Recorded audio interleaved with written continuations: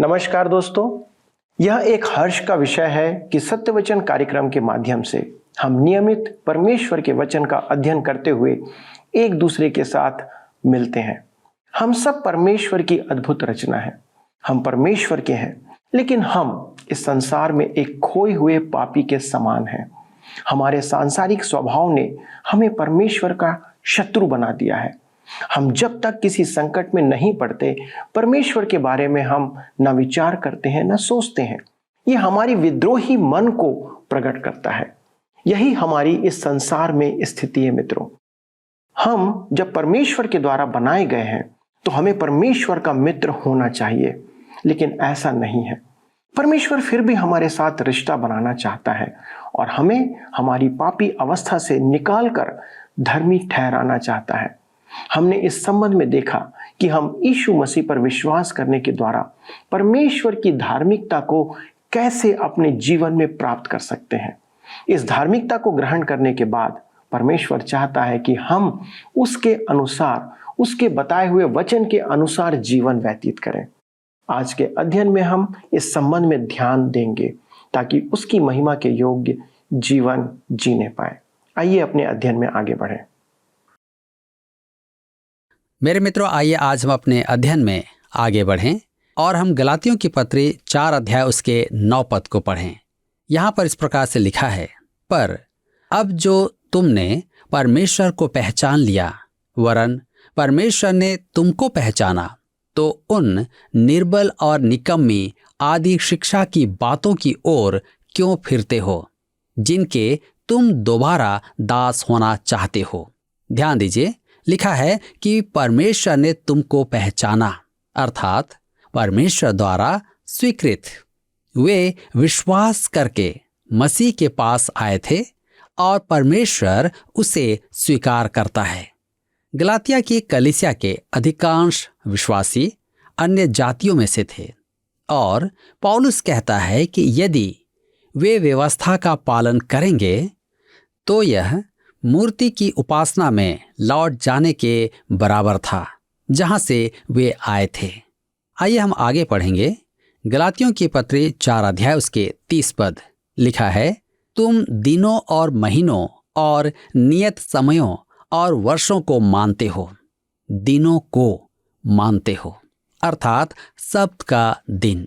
पौलुस ने कुलुस्सी की कलीसिया को लिखा था 2 अध्याय उसके 16 पद में, खाने पीने या पर्व या नए चांद या सप्तों के विषय में तुम्हारा कोई फैसला ना करे। महीनों, संभवतः नए चांद का पर्व। राजाओं के युग में भविष्यद्वक्ताओं ने इस्राएल को इसके विरुद्ध चेतावनी दी थी। तब देखते हैं नियम, समयों अर्थात पर्व। परमेश्वर ने इस्राएल को 7 पर्व दिए थे जो प्रभु यीशु की ओर संकेत करते थे। तब आगे है वर्षों, विश्राम वर्ष।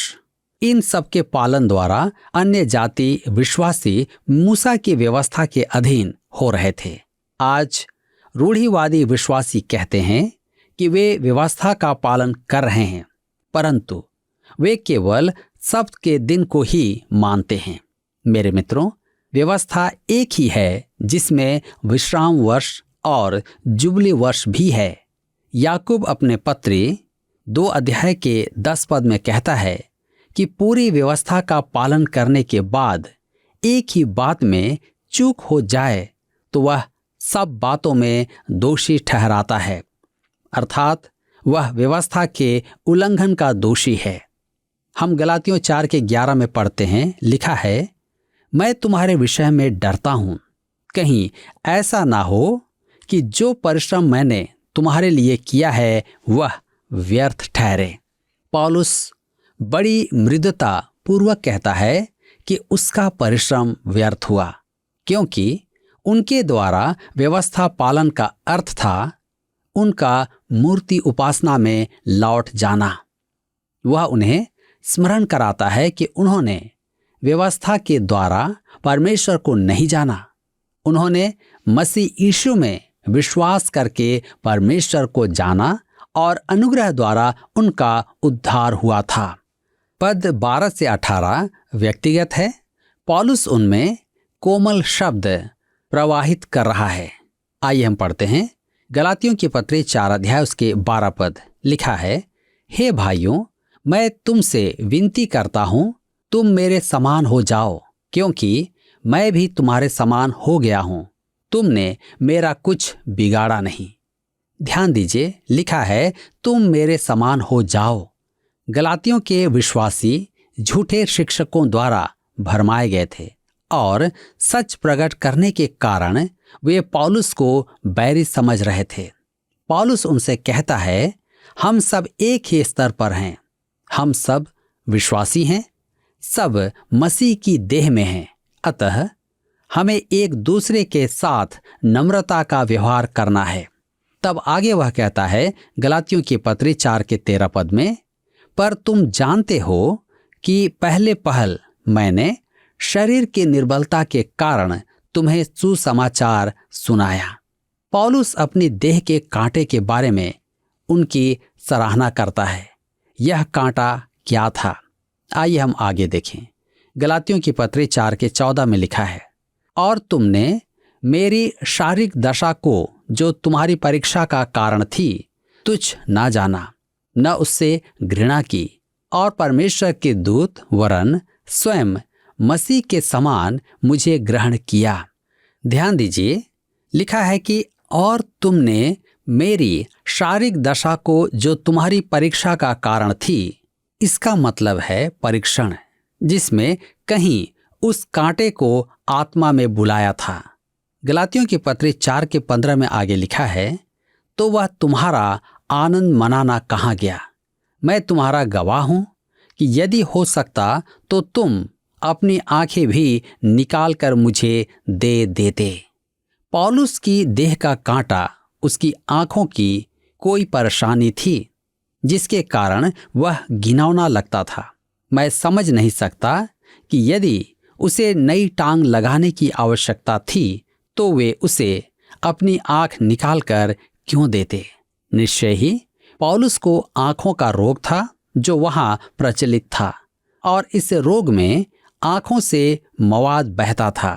आप कल्पना कर सकते हैं कि उनके मध्य सेवा करते समय पौलुस कैसा बुरा दिखता होगा। पौलुस कहता है कि उन्होंने उसकी इस दशा का अनदेखा करके उसे और उसके प्रचार को सप्रेम स्वीकार किया था। हम गलातियों के पत्री 4 के 16 पद में आगे पढ़ते हैं, तो क्या तुमसे सच बोलने के कारण मैं तुम्हारा बैरी बन गया हूं? मित्रों, मैं सच में यह चाहता था कि प्रचार मंच पर प्रचारक के सामने लिख कर रख दूं, महोदय, हम यीशु को देखना चाहते हैं। मेरी कलीसिया में एक भद्र प्राचीन ने जब मुझे यह कहते सुना तो उसने मेरे ही सामने ये शब्द लिख कर रख दिए थे। एक और पद है जिसे मैं कलीसिया के समक्ष लिख कर रखना चाहता था, परंतु मुझ में साहस नहीं था। वह पद पौलुस के शब्दों में था, क्या तुमसे सच बोलने के कारण मैं तुम्हारा बैरी बन गया हूं? आज की कलीसिया प्रायः प्रचारक से सच सुनना नहीं चाहती है। वे तो केवल कान को लुभावन और मन को लुभावन शब्द सुनना चाहते हैं। आज के प्रचार मंच से पीठ सहलाने का काम बहुत किया जाता है और सत्य का प्रचार बहुत कम किया जाता है। गलातियों की पत्री 4 उसके 17 और 18 पद में आगे लिखा है, वे तुम्हें मित्र बनाना तो चाहते हैं, पर भले उद्देश्य से नहीं, वरन तुम्हें अलग करना चाहते हैं कि तुम उन्हीं को मित्र बना लो। पर यह भी अच्छा है कि भली बात में हर समय मित्र बनाने का यत्न किया जाए, न केवल उसी समय कि जब मैं तुम्हारे साथ रहता हूं। पौलुस कहता है कि सर्वोत्तम बात की खोज करना सबसे उत्तम है, परंतु यहूदी विश्वासी तुम्हारी खाल उधेड़ने पर तुले हैं। वे तो दिखाना चाहते हैं कि उन्होंने गलातियों में कितने लोगों को विश्वास में लिया, जो वास्तव में सच नहीं होगा। लगभग यही बात पौलुस ने कुरिन्थ के विश्वासियों से कही थी।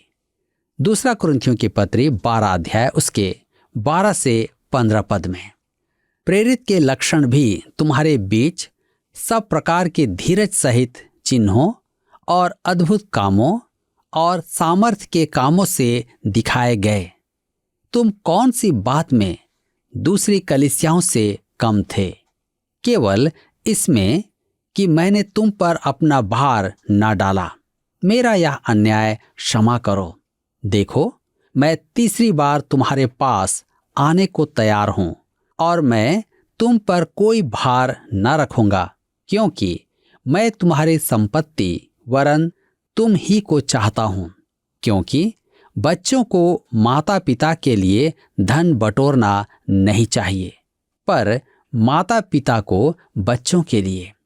मैं तुम्हारी आत्माओं के लिए बहुत आनंद से खर्च करूंगा, वरन आप भी खर्च हो जाऊंगा। क्या जितना बढ़कर मैं तुमसे प्रेम रखता हूं, उतना ही घटकर तुम मुझसे प्रेम रखोगे। मेरे मित्रों, यही यहूदी दल कुरिन्थ भी गया था। कुरिन्थ के विश्वासी भी पौलुस से प्रेम करते थे, अतः वह उन्हें सावधान करता है। झूठे प्रचारक बहुत आकर्षक होते हैं। मैं आराधना पद्धति के उपदेश से बड़ा ही अचंभित होता हूँ। उनका सब काम बड़ा आकर्षक होता है और उनके सहभागी भी सुंदर होते हैं।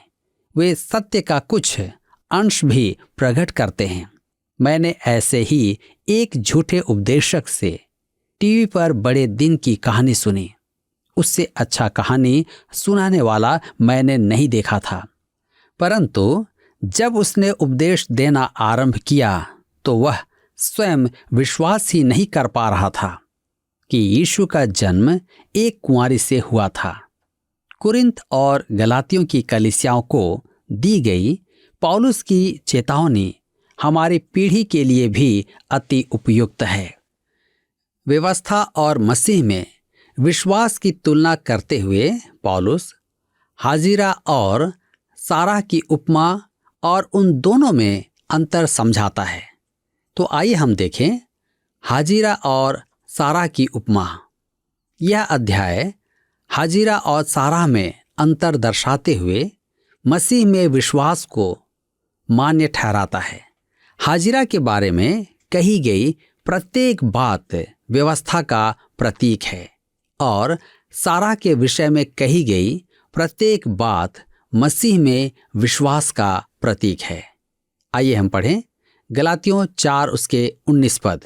लिखा है, हे मेरे बालकों, जब तक तुम में मसीह का रूप न बन जाए, तब तक मैं तुम्हारे लिए फिर जच्चा की सी पीड़ाएं सहता हूं। पौलुस गलातियों के विश्वासियों को बालकों कहता है। यहाँ बालक शब्द का मूल अर्थ है शिशु।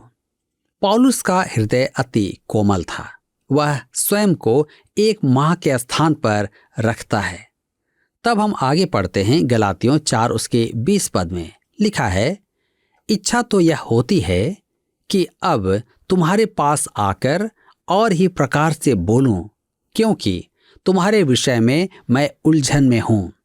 पौलुस व्यक्तिगत रूप से उनके मध्य उपस्थित रहना चाहता था कि भिन्न भाषा शैली का उपयोग करे। वह उनके लिए बहुत चिंतित था। उसकी भाषा कठोर है, परंतु उसका कोमल हृदय उसमें प्रकट है। गलातियों 4 के 21 में आगे लिखा है, तुम जो व्यवस्था के अधीन होना चाहते हो, मुझे बताओ, क्या तुम व्यवस्था की नहीं सुनते? कुछ लोग 10 आज्ञाओं या विधि विधान का पक्ष लेते हैं, परंतु वे व्यवस्था द्वारा दिए गए दंड की चर्चा नहीं करते। वे व्यवस्था को उसके दोष देने की प्रवृत्ति में प्रस्तुत नहीं करते हैं। निर्गमन की पुस्तक 19 अध्याय उसके 16 से 21 पद में जब परमेश्वर ने मूसा को व्यवस्था देने के लिए सीनै पर्वत पर बुलाया था, तब क्या क्या हुआ था। जब तीसरा दिन आया, तब भोर होते ही बादल गरजने लगे और पर्वत पर काली घटा छा गई। फिर नरसिंगे का बड़ा भारी शब्द हुआ और छावनी में जितने लोग थे सब कांप उठे। तब मूसा लोगों को परमेश्वर से भेंट करने के लिए छावनी से निकाल ले गया और वे पर्वत के नीचे खड़े हुए, और यहोवा जो आग में होकर सीनै पर्वत पर उतरा था, इस कारण समस्त पर्वत धुएं से भर गया और उसका धुआं भट्ठे का सा उठ रहा था और समस्त पर्वत बहुत कांप रहे थे। फिर जब नरसिंगे का शब्द बढ़ता और बहुत भारी होता गया, तब मूसा बोला और परमेश्वर ने वाणी सुनाकर उसको उत्तर दिया, और यहोवा सीनै पर्वत की चोटी पर उतरा और मूसा को पर्वत की चोटी पर बुलाया और मूसा ऊपर चढ़ गया। तब यहोवा ने मूसा से कहा, नीचे उतर के लोगों को चेतावनी दे, कहीं ऐसा ना हो कि वे बाड़ा तोड़ के यहोवा के पास देखने को घुसें और उनमें से बहुत से नष्ट हो जाएं। मेरे मित्रों, परमेश्वर ने लोगों को चिताया कि वे बहुत दूर रहें जब वह मूसा को व्यवस्था दे रहा था। निर्गमन की पुस्तक 20 अध्याय उसके 18 और 19 पद में हमने पढ़ा कि लोगों ने बादलों का गरजना, बिजली चमकना और नरसिंगे की बड़ी आवाज सुनी। पर्वत पर से बहुत धुआं उठ रहा था। यह दृश्य देखकर वे बहुत दूर जाकर खड़े हो गए और उन्होंने मूसा से कहा कि वे उसकी बात सुनेंगे, क्योंकि परमेश्वर की वाणी सुनकर वे नष्ट हो जाएंगे। मेरे प्रियो, हम परमेश्वर की महापवित्रता को अंतर्ग्रहण नहीं कर सकते हैं। आप और मैं तो परमेश्वर के जगत में बहुत पिछड़े हुए हैं। हम तो परमेश्वर के जगत में भटके हुए पापी हैं। हम में उसके अनुसरण और आज्ञा पालन की क्षमता ही नहीं है। रोमियो की पत्री 8 अध्याय उसके 6 पद में लिखा है, शरीर पर मन लगाना तो मृत्यु है, परंतु आत्मा पर मन लगाना जीवन और शांति है। जी हाँ, सांसारिक मन परमेश्वर का बैरी है। मेरे मित्रों, संसार परमेश्वर का विरोधी है। वह परमेश्वर की ओर नहीं है। संसार सुधरने की जगह अधिकाधिक पाप में गिरता जा रहा है। दिन प्रतिदिन बुराई बढ़ रही है। संसार तो उसी दिन से बुरा है जिस दिन से परमेश्वर ने आदम और हव्वा को अदन की वाटिका में रखा था। रोमियो की पत्री 8 अध्याय में आगे लिखा है, पद 7 में, शरीर पर मन लगाना तो परमेश्वर से बैर रखना है, क्योंकि न तो परमेश्वर की व्यवस्था के अधीन है और न हो सकता है। इसमें कोई आश्चर्य नहीं कि इस्राएली कांप कर सीनै पर्वत से दूर भागे और कहने लगे, हम नाश हुए। मेरे मित्रों, परमेश्वर महान, पवित्र और सर्वोच्च है और महिमा में वास करता है। आप और मैं इस संसार में मिट्टी से खेल रहे हैं, क्योंकि हम मिट्टी ही हैं। हम इस पृथ्वी पर विचरण करते हैं और परमेश्वर की इच्छा के विरुद्ध चलने का साहस करते हैं। सांसारिक मन परमेश्वर का विरोधी है। यह इस संसार में मनुष्य का स्थान है। पौलुस कहता है, व्यवस्था की बातों को सुनो, तुमने तो अभी कुछ भी नहीं सुना है। यह सच है। गलातियों के विश्वासियों ने तो व्यवस्था को सुना ही नहीं था। व्यवस्था का दिया जाना कोई आकर्षक और सुखद घटना नहीं थी। वह एक भयानक दृश्य था। गलातिया के विश्वासी व्यवस्था के अधीन होना चाहते थे, अतः पौलुस उन्हें सुनाता है। आइए पढ़ें गलातियों की पत्री 4 उसके 22 पद में। यह लिखा है कि अब्राहम के 2 पुत्र हुए, एक दासी से और एक स्वतंत्र स्त्री से। ध्यान दीजिए, अब्राहम के जीवन से उदाहरण देते हुए पौलुस उसके दोनों पुत्रों में अंतर दर्शाता है, जिसे हम उत्पत्ति की पुस्तक 16 उसके 17, 18, 20 और 21 में हम देखते हैं। एक हाजिरा का पुत्र और दूसरा सारा का पुत्र। एक दासी का पुत्र था तो दूसरा स्वतंत्र स्त्री का। स्वतंत्र स्त्री अनुग्रह का प्रतीक है और दासी व्यवस्था का प्रतीक है। वह इन दोनों अंतर को स्पष्ट करेगा। कुछ लोगों ने पौलुस को इस बात पर अब्राहम के जीवन की घटना को एक उपमा बना दिया, परंतु पौलुस के कहने का अर्थ था कि उसमें हमारे लिए एक संदेश है। आइए पढ़ें, गलातियों 4:23 में लिखा है, परंतु जो दासी से हुआ वह शारीरिक रीति से जन्मा, और जो स्वतंत्र स्त्री से हुआ वह प्रतिज्ञा के अनुसार जन्मा। लिखा है, परंतु जो दासी से हुआ वह शारीरिक रीति से जन्मा। हम्मुराबी लेख जो अब्राहम के युग में सर्वमान्य थे, उसके अनुसार दासी का पुत्र भी दास ही होगा। अतः इश्माइल अब्राहम का पुत्र होकर भी एक दास ही था। जो स्वतंत्र स्त्री से हुआ वह प्रतिज्ञा के अनुसार जन्मा। इसहाक का जन्म एक चमत्कार ही था, क्योंकि अब्राहम बहुत बूढ़ा हो गया था और सारा संतानोत्पत्ति की आयु पार कर चुकी थी। सारा की कोख एक प्रकार की कब्र थी और परमेश्वर ने मृत्यु से जीवन उत्पन्न किया। गलातियों की पत्री 4:24 में लिखा है, इन बातों में दृष्टांत है। ये स्त्रियां मानो दो वाचाएं हैं, एक तो सीनै पहाड़ की जिससे दास ही उत्पन्न होते हैं, और वह हाजिरा है। इन बातों में दृष्टांत है, अर्थात अब्राहम के जीवन की ये घटनाएं हमारे लिए शिक्षाप्रद हैं। ये स्त्रियां मानो दो वाचाएं हैं। पहली मूसा की व्यवस्था की वाचा का प्रतीक है, जो उसने सीनै पर्वत पर परमेश्वर से प्राप्त की थी, वह हाजिरा है। पौलुस हाजिरा को सीनै पर्वत कहता है, जो मूसा की व्यवस्था का एक पर्यायवाची शब्द है।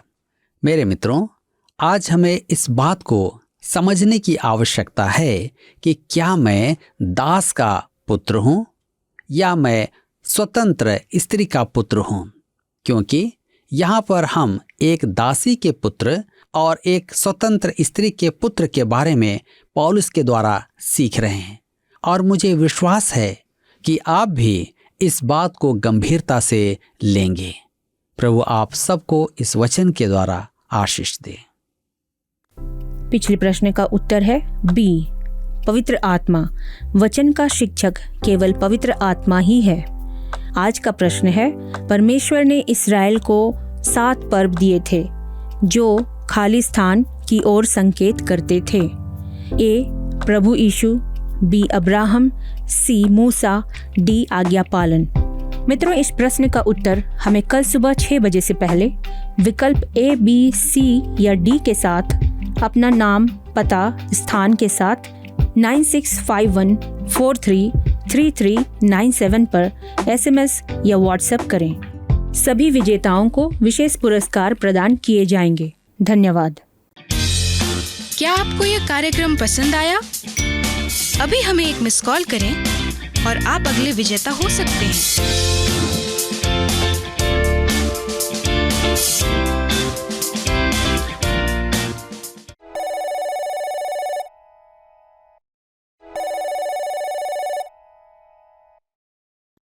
मित्रों, हमने इस बात को देखा कि गलातियों के विश्वासी यीशु पर विश्वास करने के द्वारा परमेश्वर के मार्ग में आकर आदि शिक्षाओं से फिर गए थे, लेकिन वे ऐसी चाल चल रहे थे जो परमेश्वर की इच्छा के अनुरूप नहीं थी। इसलिए उनके विषय में पौलुस कहता है, मैं तुम्हारे विषय में डरता हूं, कहीं ऐसा ना हो कि जो परिश्रम मैंने तुम्हारे लिए किया है वह व्यर्थ ठहरे। पौलुस यदि आज हमारे मध्य में होता तो हमारे संबंध में भी शायद वह डरता। आरंभिक विश्वासियों के पास पूर्ण बाइबल नहीं थी, इसलिए संभव है कि गलातियों के समान वे व्यवहार करते। लेकिन आज परमेश्वर का वचन लिखित रूप में पूर्ण रूप से हमारे हाथों में है, लेकिन कई ऐसे कार्य हम करते हैं जिसके लिए पवित्र शास्त्र कोई मार्गदर्शन नहीं देता, न हमें इसके लिए अनुमति देता है। दोस्तों, हम संसार की रीतियों को कलीसिया की रीति बनाने का प्रयास करते रहते हैं और उसके वचन से भटक जाते हैं। विशेषकर विवाह और मृत्यु के समय में ऐसी रीतियों में लिप्त हो जाते हैं जिसके संबंध में वचन मौन है। मेरे कई पासवान मित्र कहते हैं कि ऐसी प्रार्थनाओं के लिए लोग आग्रह करते हैं जिसके संबंध में बाइबल मौन है। मित्रों, आइए हम गलातियों के समान गलती ना करें, पर वचन का परीक्षण करें कि वह हमसे क्या कहता है। आइए प्रार्थना करें कि परमेश्वर ऐसे कार्य करने से बचने की हमें बुद्धि दे। हमारे जीवित सामर्थ्य दयालु पिता परमेश्वर, प्रभु, हम आपको धन्यवाद देते हैं प्रभु यीशु मसीह में और आपके वचन के लिए। पिता, जब हम इस संसार में जीवन जीते हैं तो बहुत से ऐसे विषय है प्रभु जहां पर हम आपके वचन पर निर्भर करते हैं, और बहुत सी बार प्रभु हमें वचन से जब अगुवाई नहीं मिलती तो प्रभु हम अपने आप को एक चौराहे पर खड़ा हुआ पाते हैं। पिता परमेश्वर, आपसे विनती करते हैं कि आपका पवित्र आत्मा ऐसे समय में हमारी अगुवाई करे। विशेष तौर पर हमारे दर्शकों के लिए विनती करते प्रभु, जब प्रभु वे आपके वचन का अध्ययन और मनन करते हैं, पिता आपका आत्मा उनकी अगुवाई करे। ऐसे पहलू जहां पर वे अपने आप को एक अंधे कोने में पाते हैं, प्रभु आप उन्हें रोशनी की ओर बढ़ने में सहायता करें, उनकी बुद्धि को खोलें, उनके ज्ञान को बढ़ाएं और प्रभु अपने ज्ञान की ज्योति उनके हृदय में प्रकाशित करें, ताकि प्रभु वे आपसे अगुवाई प्राप्त करने पाए। प्रभु, आपने सदा मनुष्यों की आवश्यकताओं को पूरा किया है और उन्हें सही मार्गदर्शन प्रदान किया है। इसलिए पिता, हम इन सबों को, अपने जीवन को आपके हाथों में समर्पित करते हुए इस विनती को प्रभु यीशु क्रिस्ट के नाम से मांगते हैं, आमीन। दोस्तों, यदि आपको आज का अध्ययन अच्छा लगा, आपने आशीष पाई, तो कृपया हमें एक मिस कॉल करें और अगले प्रसारण में हम आपके साथ इस अध्ययन में फिर से शामिल होंगे। तब तक परमेश्वर के अनुग्रह में बढ़ते चले जाएं। लेकिन यदि आपके पास कोई प्रश्न है तो हमें फ़ोन, SMS या पत्र के द्वारा संपर्क करें। परमेश्वर आप सबों को बहुत आयत से आशीष दे। धन्यवाद।